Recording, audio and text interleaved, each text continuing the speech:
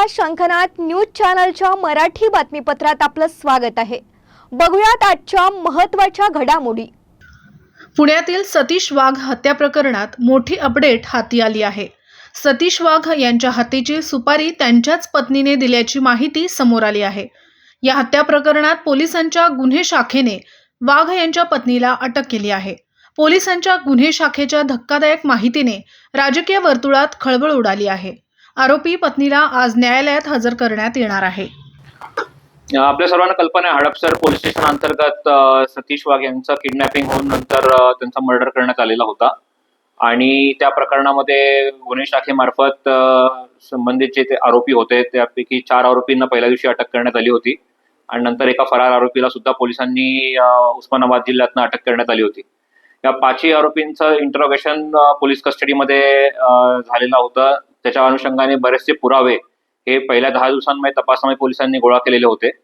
त्या केलेल्या पुरावे जे गोळा केले होते त्या पुरावे गोळा केलेल्या त्याच्या अनुषंगाने संबंधित जी महिला आहे सतीश वाघ यांची पत्नी यांचं काल डिटेल इंटरोगेशन पोलिसांनी केलं आणि त्या पुराव्याच्या अनुषंगाने त्यांना प्रश्नोत्तर जस्ट विचारले आणि त्यांचं जस्ट क्रॉस क्वेश्चनिंग त्या पुराव्यांच्या अनुषंगाने झाल्यावरती संबंधित ज्या महिला आहेत त्यांनी त्यांचा गुन्ह्यातील रोल जो आहे तो कबूल केलेला आहे आणि त्याच्यामध्ये प्रामुख्याने जे कारण या मर्डरच्या मागे आणि किडनॅपिंगच्या मागे जे दिसून येतं त्यामध्ये संबंधित महिलेला जो त्यांच्या नवऱ्याकडनं होणारा जो त्रास आहे ते एक कारण आहे। त्यांच्याकडनं होणारी जी मारहाण होती रोजच्या स्वरूपातली, आर्थिक व्यवहार सुद्धा आपल्या हातात यावेत या प्रकारचा सुद्धा त्यांच्या स्टेटमेंटमधनं आतापर्यंत निष्पन्न झालेलं आहे। त्याचा सुद्धा पुढे आता तपास आम्ही करू।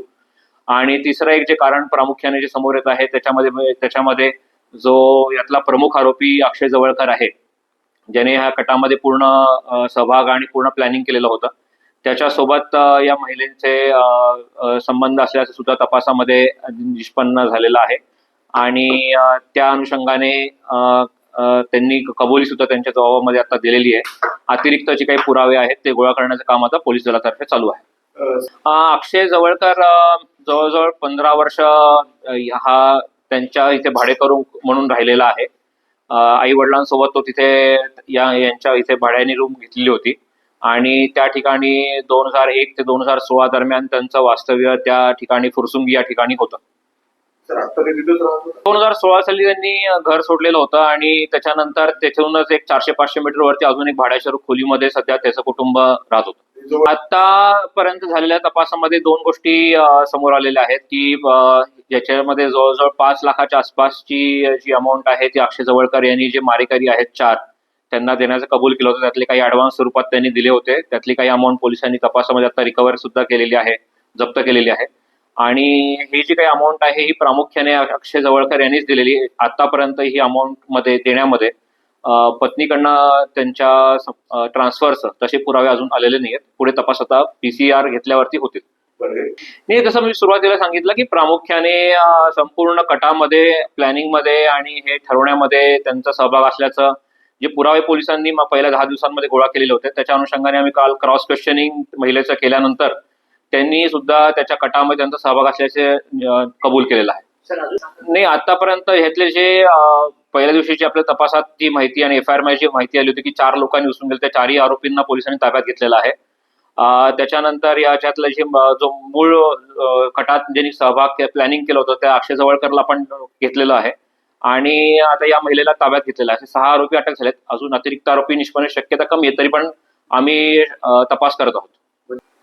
आता तसं म्हणायला वाव आहे नाही, आतापर्यंत तपास आपण करतोय पण आता पहिली प्राथमिक माहिती जी तपासात निष्पन्न झालेली आहे मागच्या 10-15 दिवसापासून त्याच्या घटनेच्या आधी याचा प्लॅनिंगचं दिसून येत आहे, तसं तरी अजून काही निष्पन्न झालेलं नाही। पुन्हा भेटूयात नवीन बातमीपत्रासह, तोवर नमस्कार।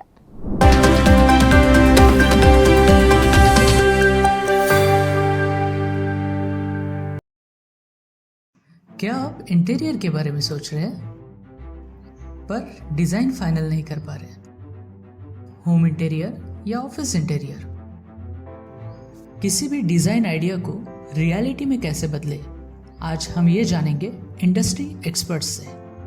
हमारी कंपनी जो है डिज़ाइन ब्यूरो, उसमें interior designing, renovation, architectural design landscaping end renovation, furnitures, ये सारे जॉब्स हमारे यहाँ होते हैं। और पिछले 20 साल से हम लोग इस फील्ड में हैं। और इसमें 2 से 3 कैटेगरी आप इसको डिवाइड कर सकते हैं, जिसमें कि हम रेसिडेंशियल बोलते हैं, कमर्शियल बोलते हैं और रिनोवेशंस बोल सकते हैं। बेसिकली क्लाइंट्स की नीड्स को अंडरस्टैंड करना, सो नीड बेस्ड एनालिसिस हमारे यहाँ होता है।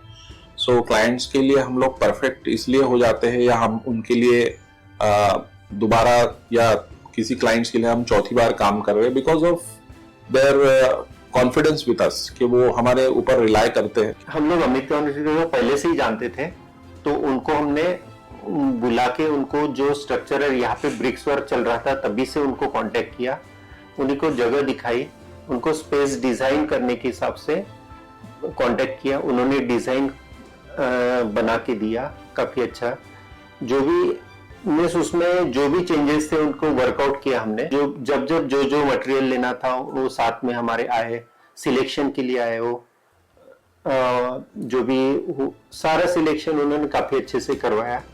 जो भी उसके बाद में जो एक्सपेक्ट था उससे ज्यादा बेटर ऑफिस उन्होंने बनवाया। बजट अगर आपका लिमिटेड है तो लिमिटेड बजट में भी आप एक अच्छा इंटीरियर कर सकते हैं, ये हमारा विश्वास है। और हमारे क्लाइंट्स के लिए हम वही दे रहे हैं और उसी से हमारा क्लाइंटल बड़ा है। हर क्लाइंट की एक अलग स्टोरी होती है, उनका एक अलग रिक्वायरमेंट्स होता है। कई बार ये सारा मिस आउट हो जाता है, हम अपने डिजाइन उन पे लाते हैं, वो नहीं होना चाहिए। उनको क्या चाहिए वो हम डिलीवर कर सकते हैं, बस वो उनके बारे में हमको समझना पड़ेगा।